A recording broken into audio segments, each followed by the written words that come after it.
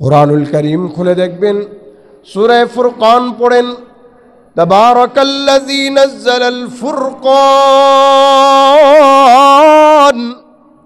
আলা আবদিহি লিয়াকুনা লিল আলামিনা নাযীরা।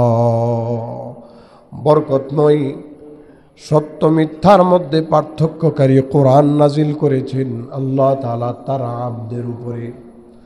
তাশাহুদে যখন আমরা বসি তখনও পড়ি আশহাদু আল্লা ইলাহা ইল্লাল্লাহু ওয়া আশহাদু আন্না মুহাম্মাদান আবদুহু ওয়া রাসূলুহু। নবীকে আল্লাহ তাআলা আবদ বলে ডাক দিয়েছেন, পছন্দ করেছেন। নবী করিম সাল্লাল্লাহু আলাইহি ওয়াসাল্লামকে সূরা বনী ইসরাইল দেওয়া হলো, আর বলা হলো আমি আমার হাবিবকে, আমি আমার বন্ধুকে, আমি আমার আলামিনকে, আমি আমার রাসূলকে নয়, বরঞ্চ আমি আমার আবদকে 7 আকাশ 7 জমিন পার করাইয়া আরশে মহল্লাতে তীর আর ধনুকের যতটুকু দূরত্ব এতটুকু কাছাকাছি মেহমান বানাইয়া নিয়ে আসছি। আল্লাহ বলেন সুবহানাল্লাযী আসরা বিআবদিহি লাইলাম মিনাল মাসজিদিল হারাম ইলাল মাসজিদিল আকসা। আল্লাহু আকবার। আশ্চর্যময় কথা হলো, বিষয় হলো তিনি তার বান্দাকে মসজিদে হারাম থেকে মসজিদে আকসা, মসজিদে আকসা থেকে সিদরাতুল মুনতাহা পর্যন্ত, আরশে আজিম পর্যন্ত আল্লাহ রাব্বুল আলামিন তার আবদকে নিয়েছেন, মেহমান বানাইছেন। সুবহানাল্লাহ বলবেন না? সেই নবী মুহাম্মদুর রাসূলুল্লাহ সাল্লাল্লাহু আলাইহি ওয়াসাল্লাম বলেন আনা আবদুন, আমি একজন দাস গোলাম। কার? আল্লাহ। জোরে বলেন না কার? আল্লাহ। কাজে পৃথিবীতে বোঝা গেল হযরত আদম নবী থেকে যত নবী আগমন করেছেন সমস্ত নবীরা আল্লাহর স্পেশাল বান্দা ছিল। রব্বুল আলামিনের স্পেশাল বান্দাদের মধ্যে সবচেয়ে স্পেশাল সর্দার যিনি, সবচেয়ে স্পেশাল বান্দা যিনি, তিনি হলেন মুহাম্মাদুর রাসূলুল্লাহ সাল্লাল্লাহু আলাইহি ওয়াসাল্লাম। সেই নবীজি মুহাম্মাদুর রাসূলুল্লাহ বলেন আমি একজন গোলামের মতো খাই, আমি একজন গোলামের মতো বসি, আমি একজন গোলামের মতো খাওয়া দাওয়া করি। খাওয়া দাওয়ার পর খাবারের মধ্যে যদি কোনো বেমজা তরকারি থাকে আমি অভিযোগ করি না। খাবারের মধ্যে যদি কোনো স্বাদহীন তরকারি থাকে আমি কোনো সমালোচনা করি না, চুপ করে থাকি। কোনো খাবার পছন্দ হলে খাই, না হলে ভদ্রতার সহিত দূরে সরায় দেই। নবীজি মুহাম্মদুর রাসূলুল্লাহ সাল্লাল্লাহু আলাইহি ওয়াসাল্লাম গোলামিয়তের উদাহরণ দিয়েছেন। রব্বুল আলামিনের দাসত্বের প্রমাণ তিনি এমনভাবে দিয়েছেন, তিনি মানুষের সাথে সম্পর্ক রেখেছেন। ইয়াউদুল মারিদ, তিনি অসুস্থ ব্যক্তিকে সেবা করেছেন এবং তিনি জানাজায় শরীক হয়েছেন। আর মানুষ যখন তাকে দাওয়াত দিয়েছে দাওয়াত কবুল করেছেন। নবীজি মুহাম্মদুর রাসূলুল্লাহ সাল্লাল্লাহু আলাইহি ওয়াসাল্লাম কখনো কখনো তিনি গাধার উপরে সওয়ার হয়েছেন। স্পেশাল কোনো ব্যক্তি গাধার উপরে উঠে? আপনারা কেউ উঠবেন এখন যদি গাধা আইনা দেওয়া হয়? এইটা কেমন কথা? কিন্তু নবীজি সাল্লাল্লাহু আলাইহি ওয়াসাল্লাম ঠিকই গাধার মধ্যে সওয়ার হয়েছেন। একবার এমন হয়েছে যে তিনি গাধায় সওয়ার হয়েছেন, পিছনে আরেকজনকে নিছেন, তো গাধায় ফালাইয়া দিছে। আর এমনিতেই তিনি বকা দিছেন শয়তানকে। আল্লাহ রাসূল বলেন যে শয়তানকে বকা দিও না, বরঞ্চ বিসমিল্লাহ বলে সওয়ার হও। বিসমিল্লাহ বলে সওয়ার হলে আর কোনো সমস্যা থাকে না। রাসূলুল্লাহ সাল্লাল্লাহু আলাইহি ওয়াসাল্লাম তিনি অত্যন্ত বিনয়ীভাবে নিজেকে এই জগতের সামনে প্রকাশ করেছেন।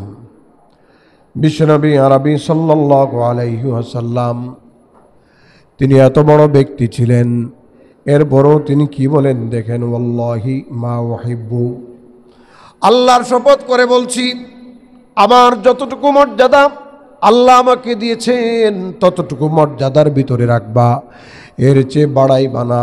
লা তাতুরুনি, আমাকে নিয়ে বাড়াবাড়ি করবা না। যেমনটা ইহুদিরা করেছে, যেমনটা নাসারারা করেছে, তাদের নবীদেরকে নিয়ে তারা যেমন বাড়াবাড়ি অন্যায় আচরণ করেছে, তাদের ওয়ালিদেরকে নিয়ে তারা যেমন বাড়াবাড়ি অন্যায় আচরণ করেছে, আমাকে নিয়ে তোমরা বাড়াবাড়ি করবা না। বাড়াবাড়ি কাকে বলে? রব্বুল আলামিন বলেন, ইয়া আহলাল কিতাবি লা তাগলু ফি দীনিকুম ওয়া লা তাকুলু আলাল্লাহি ইল্লাল হক, ইন্নামাল মাসীহু ঈসা ইবনু মারইয়াম রাসূলুল্লাহি ওয়া কালিমাতুহু। তোমরা দিন নিয়ে বাড়াবাড়ি করবা না। তোমরা জেনে রেখো, হযরত ঈসা আলাইহিস সালাতু ওয়াস সালাম মারইয়ামের বেটা এবং আল্লাহর বান্দা। বলেন না, কার বান্দা? অথচ খ্রিস্টানরা বলে, লাকাদ কাফারাল্লাযীনা ক্বালু ইন্নাল্লাহা সালিসু সালাসা, আল্লাহ হলো, ইলাহ হলো তিনজন, আল্লাহ মারইয়াম আল্লাহর স্ত্রী আর আল্লাহর ছেলে হযরত ঈসা মসিহ। সবাই জুড়ে বলেন নাউজুবিল্লাহ। অথচ আল্লাহ কয়জন? ইহুদিরা বলে, ওয়াকালাতিল ইয়াহুদু উযাইরুন ইবনুল্লাহ, উযাইর হলো আল্লাহর বেটা। আল্লাহ এবং তার বেটা দুইজনকে তারা আল্লাহ মানে। এই জন্য আল্লাহ রাব্বুল আলামিন কোরআনুল কারীমের মধ্যে বলেছেন, ইলাহুকুম ইলাহু ওয়াহিদ, তোমাদের আল্লাহ একজন। রাসূল আরবি সাল্লাল্লাহু আলাইহি ওয়াসাল্লাম হাদিস শরীফে বলেছেন, আমি যতটুকু আল্লাহর কাছে মর্যাদাশীল এর বাইরে তোমরা বাড়াবাড়ি করবা না, নিষেধ টাকা। এবং তার বন্ধুর বাড়াবাড়ি করতে করতে একদল মানুষ বর্তমান সময়ে মুহাম্মাদুর রাসূলুল্লাহ সাল্লাল্লাহু আলাইহি ওয়াসাল্লামকে আল্লাহ বানায় দেয়। কবিতা বলে, মোহাম্মদ খুদা নেগি और खुदा से जुदा নেগি, মোহাম্মদ তো আল্লাহও না, আল্লাহর থেকে জুদাও না। জুরে বলেন না নাউজুবিল্লাহ। আল্লাহ কয়জন? মোহাম্মদ সাল্লাল্লাহু আলাইহি ওয়াসাল্লামকে আল্লাহ তাআলা কোরআনে তার বান্দা বলে পরিচয় দিয়েছেন। মুহাম্মাদুর রাসূলুল্লাহ সাল্লাল্লাহু আলাইহি ওয়াসাল্লাম নিজেকে আল্লাহর বান্দা বলে পরিচয় দিয়েছেন, বাড়াবাড়ি করতে নিষেধ করেছেন। মর্যাদা যার যতটুকু আছে ততটুকু দিতে বলেছেন। এর বাইরে গেলে নবীজিও ছাড়বেন না, আল্লাহও ছাড়বেন। একদল লোক হযরত ঈসা আলাইহিস সালাতু ওয়াস সালামকে আল্লাহ বানাইছে। আল্লাহ রাব্বুল আলামিন কিয়ামতের ময়দানে প্রশ্ন করবেন, আনতা কুলতা লিন-নাস ইত্তাখিযুনি ওয়া উম্মি ইলাহাইনি মিন দুনিল্লাহ। হে ঈসা ইবনে মারইয়াম, দুনিয়াতে কি তোমাকে পাঠানোর পর তুমি কি তোমার উম্মতকে বলেছো আমার পরে তোমার ইবাদত করার জন্য? ঈসা ইবনে মারইয়াম কিয়ামতের ময়দানে বলবে, সুবহানাক। বলেন না, কি বলবে? সুবহানাক। রব্বুল আলামিন, আপনি পুত পবিত্র, আমি তো এই কথা বলি নাই, বরঞ্চ আপনার গোলামির কথা বলেছি, আপনার ইবাদতের কথা বলেছি, এর বাইরে কোনো কথাবার্তা বলি নাই। মা কুলতু লাহুম ইল্লা মা আমারতানি বিহি আন ইয়াবুদুল্লাহ রাব্বি ওয়া রাব্বাকুম। প্রত্যেকটা মানুষকে বলেছি, তোমরা তোমাদের রবের গোলামি করো, আমিও তোমাদের রবের গোলাম, তোমাদের রবের গোলামি করি। ওয়াইন কুনতু আলাইহিম শাহীদাম মা দুমতু ফীহিম ফালাম্মা তাওয়াফাইতানি কুনতা আনতার রাকীব আলাইহিম ওয়া আনতা আলা কুল্লি শাইইন কাদির। জীবদ্দশায় আমি এমন কোনো কথা বলি নাই, আমার মৃত্যুর পরে তো আমার আর কোনো দায়িত্ব নাই, তুমি তো দেখেছো তোমার বান্দারা কি করেছে। আল্লাহ দেখেন কি দেখেন না? বলেন জানেন কি জানেন না? আপনি আর আমি কার ইবাদত করি? আপনি আর আমি কার গোলামি করি? এটা কে দেখেন? কেউ যদি মূর্তি পূজা করে দেখেন কে? কেউ যদি পীরের পায়ে সেজদা দিয়ে পীরের ইবাদত করে সেটাও দেখেন কে? কেউ যদি কবরে সেজদা দেয় কবরের গোলামি করে সেটা দেখেন কে? কেউ যদি কোনো নবীর গোলামি করে ইবাদত করে সেটাও দেখেন কে? কেউ যদি চন্দ্রের ইবাদত করে সূর্যের ইবাদত করে দেখেন কে? কেউ যদি ৩৩ কোটি বাতিল দেবতার গোলামি করে সেটাও দেখেন কে? আরো জোরে বলেন না কে? রব্বুল আলামিন দেখেন নবীজি মুহাম্মদুর রাসূলুল্লাহ সাল্লাল্লাহু আলাইহি ওয়াসাল্লাম নিজেকে গোলাম হিসেবে উপস্থাপন করেছেন আর বলেছেন তোমরা আল্লাহর গোলামি করো। গোটা বিশ্বের মানব দানব জাতিকে আল্লাহ তাআলার আহ্বান করে তিনি ডাক দিয়া বলেন ইয়া আইয়ুহান নাস ইয়া আইয়ুহান নাস উবুদু রাব্বাকুমুল্লাযী খালাকাকুম ওয়াল্লাযীনা মিন ক্বাবলিকুম লাআল্লাকুম তাত্তাকুন। হে মানুষ সকল তোমরা তোমাদের রবের গোলামি করো। ইতিপূর্বে তাদেরকে যেমন সৃষ্টি করেছেন তারা যেমন তাদের রবের গোলামি করেছে তোমরাও তোমাদের রবের গোলামি করো। বিশ্বনবী আরবি সাল্লাল্লাহু আলাইহি ওয়াসাল্লাম বলেন হে আমার আয়েশা যদি আমি চাইতাম তাহলে এক পাহাড় দুই পাহাড় নয় পাহাড় কি পাহাড় স্বর্ণের মালিক হতে পারতাম। আমার কাছে ফেরেশতা এসেছে আর বলেছে ইন্না রব্বাকা আপনার রব আপনাকে সালাম দিয়েছেন ওয়াকুলু লাকা আপনাকে বলেছেন ইনশিতা নাবিয়ান আবদা আপনি যদি গোলাম নবী হতে চান আপনি যদি দাস নবী হতে চান হতে পারেন কোনো সমস্যা নাই। ওয়াইনশিতা নবিয়ান মালিকান আপনি যদি বাদশাহ নবী হতে চান হতে পারেন সমস্যা নাই। আপনাকে আল্লাহ রব্বুল আলামিন ইখতিয়ার দিয়েছেন ইচ্ছা দিয়েছেন। ফানাযারতু ইলা জিবরিল বিশ্বনবী বলেন আমি জিবরিলের দিকে নজর করলাম আর বললাম আমি আমাকে বাদশাহ নবী নয় আমি আমাকে একজন আব্দ গোলাম নবী হিসেবে দেখতে চাই। সুবহানাল্লাহ। একজন আব্দ নবী হিসেবে দেখতে চাই। নবী নিজেকে গোলাম বানাইছেন কার? আর আল্লাহ নবীকে বাদশাহ বানায় দিয়েছেন গোটা জাহানের। রব্বুল আলামিন কোরআনুল কারীমের মধ্যে বলেন ওয়ামা আরসালনাকা ইল্লা রাহমাতাল লিল আলামিন নবীজি রাহমাতুল লিল আলামিন। নবীর উপর যেই কিতাব যিনি নাজিল করেছেন তিনি হলেন রব্বুল আলামিন। আর যেই কিতাব নাজিল করা হয়েছে সেটাও হলো যিকরুল লিল আলামিন। নবীজি মুহাম্মদুর রাসূলুল্লাহ সাল্লাল্লাহু আলাইহি ওয়াসাল্লাম যেখানে আসলেন সেই ভূমির ব্যাপারে রব্বুল আলামিন বলেন ইন্না আউওয়ালা বাইতি উদিয়া লিন-নাস লাল্লাযী বিবাক্কাতা মুবারাকা ওয়া হুদাল লিল আলামিন। নবীর ভূমিটাও বিশ্বময় ভূমি, নবীও বিশ্বময় নবী, নবীর কিতাবও বিশ্বময়, নবীর রবও বিশ্বময়। নবীকে বলা হয়েছে তিলকার রুসুল ফাদ্দালনা বা'দুহুম আলা বা'দ। ও আমার নবী আপনাকে দিয়েছি বাদশাহ নবী হওয়ার জন্য ইচ্ছা, আপনাকে দিয়েছি গোলাম নবী হওয়ার জন্য ইচ্ছা। আপনি গোলাম নবী হয়েছেন, নিজেকে গোলাম বানায়া আমি আল্লাহর সামনে উপস্থাপন করেছেন।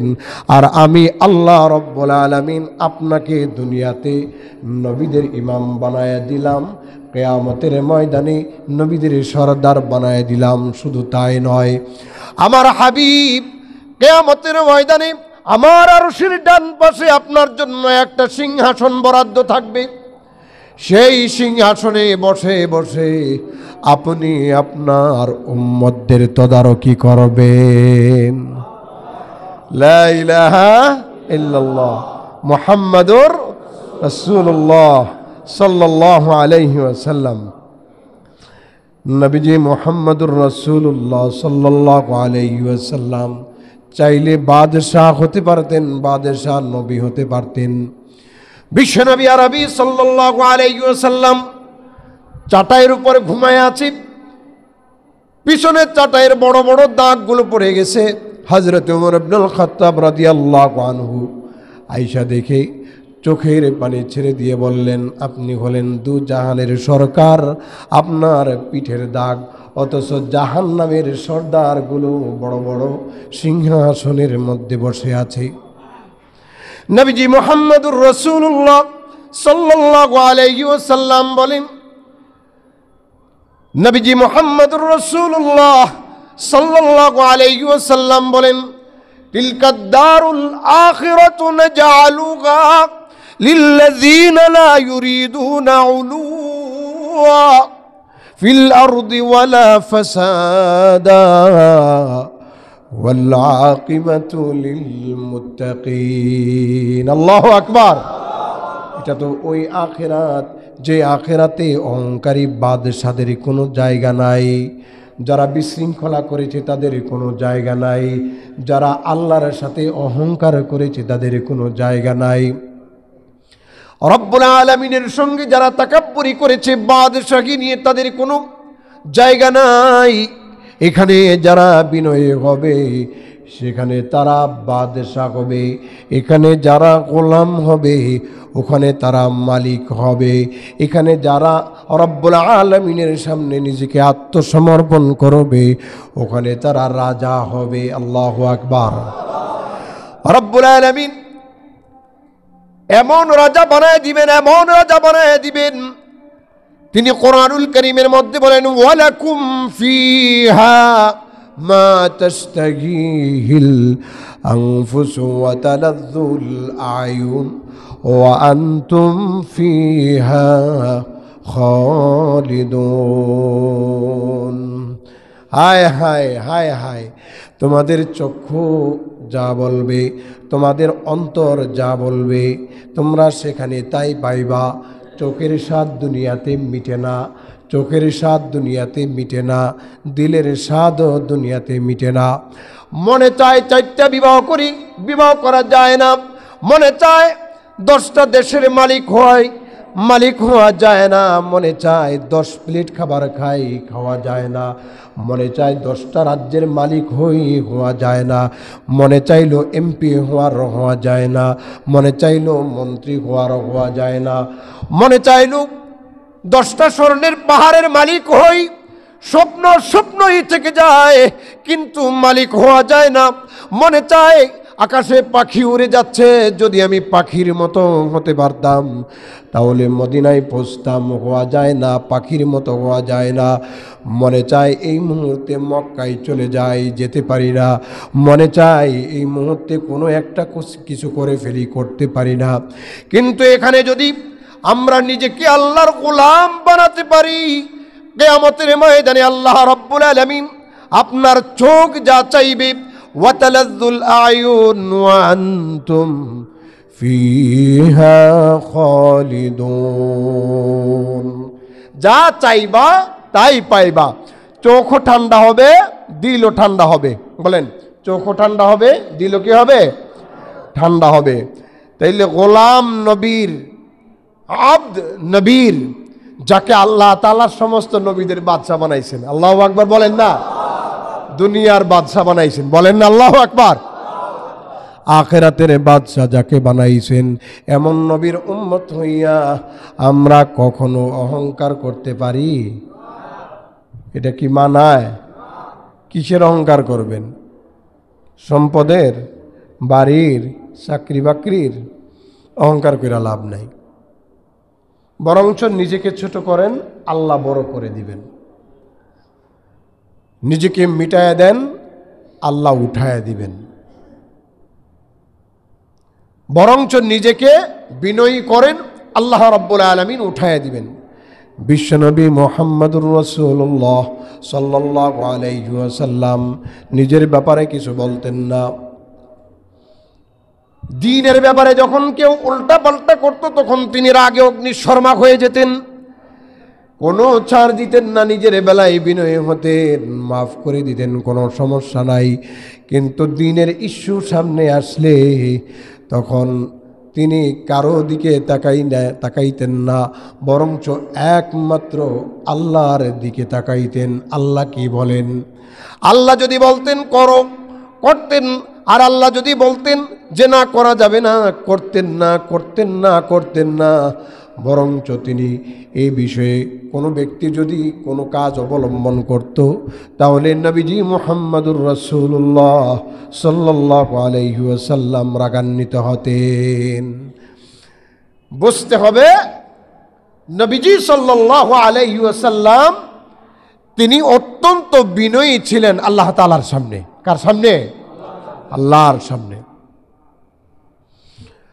রাসূলুল্লাহ সাল্লাল্লাহু আলাইহি ওয়াসাল্লামের স্ত্রী আম্মা জানা আয়েশা রাদিয়াল্লাহু আনহা তিনি বলেন, ইয়া রাসূলুল্লাহ, ইয়া হাবিবাল্লাহ, আপনি ভালোবাসেন, আপনি মহব্বত করেন এমন বিষয় আমি করতে বড় পছন্দ করি, ভালোবাসি। আপনাকে আনন্দিত করে এমন কাজ করতে আমার বড় পছন্দ হয়। মুহাম্মদুর রাসূলুল্লাহ সাল্লাল্লাহু আলাইহি ওয়াসাল্লাম বলেন, আমি আমার রবকে সময় দিতে পছন্দ করি। আল্লাহু আকবার। আমি আমার রবকে সময় দিতে পছন্দ করি, আমি আমার আল্লাহকে পছন্দ করি। এই জন্য নির্জনতা আমাকে দিয়ে দাও। তুমি আমাকে ভালোবাসো ঠিক আছে, কিন্তু আমি আমার রবকে নির্জনভাবে ডাকতে পছন্দ করি, নির্জনভাবে তার কাছে দোয়া করতে পছন্দ করি, নির্জনভাবে তাকে সিজদা দিতে পছন্দ করি, নির্জনভাবে তিলাওয়াত করতে পছন্দ করি। সাহাবায়ে কেরাম রিদওয়ানুল্লাহি আলাইহিম আজমাইন অন্য হাদিসের অংশে এইভাবে বলেন, আপনাকে তো আল্লাহ রাব্বুল আলামিন আগে পরের সমস্ত যত ধরনের যত ছোট ছোট ত্রুটি আছে সমস্ত ত্রুটিগুলো আল্লাহ তাআলা মার্জনা করে দিয়েছেন। এরপরেও কি আপনার এত ইবাদতের দরকার হয়? নবীজি বলেন, আফালা আকুনু আবদান শাকুরা। আরে আমার সাহাবীরা, আমি কি আল্লাহর কৃতজ্ঞ আদায়কারী বান্দা হব না? নবীজি বলতেছেন, আমার সব কিছু ঠিক আছে, আল্লাহ সব দিয়া দিয়েছেন আমাকে, আমি কি আল্লাহর কৃতজ্ঞ বান্দা হব না? বলেন তো দেখি আমাদের কি করা উচিত? আমরা সেই নবীর উম্মত হইছি, সেই নবীর উম্মত, এর পরেও আমাদের কৃতজ্ঞতা নাই।